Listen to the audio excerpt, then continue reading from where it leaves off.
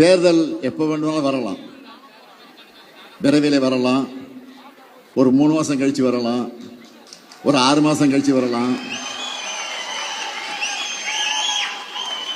ஏன்னா ஆட்சி என்பது மெஜாரிட்டியோட வெற்றி பெறலவங்க நல்லா தெரியும் உங்களுக்கு. மெஜாரிட்டியோட இல்லை, மெஜாரிட்டி நான் 234 தொகுதிக்கு பாதியில் என்ன 118 வரணும். இப்போ எவ்வளோ ஜெயிச்சாங்க? 108 தான்.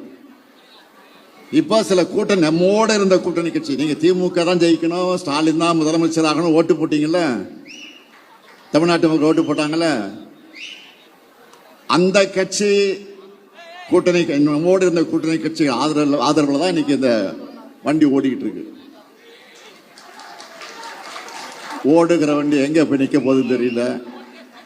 ஆனா எது நடந்தாலும், எப்ப எது நடந்தாலும் நாம ரெடியா இருக்கணும். எந்த நேரத்தில் தேர்தல் வரலாம், எந்த சூழ்நிலை வரலாம்.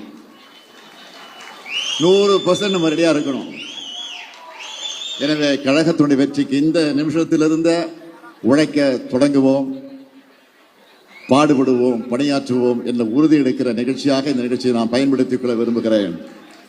எனவே தாய் கழகத்தை தேடி வந்திருக்கக்கூடிய முன்னாள் அமைச்சர் நம்முடைய இனிய சகோதரர் பெஞ்சமின் அவர்களையும், அவரோடு வந்து சேர்ந்திருக்கக்கூடிய உங்க எல்லாரையும் மீண்டும் ஒரு முறை வருக வருக வருக என்று வரவேற்க கடமைப்பட்டிருக்கிறேன்.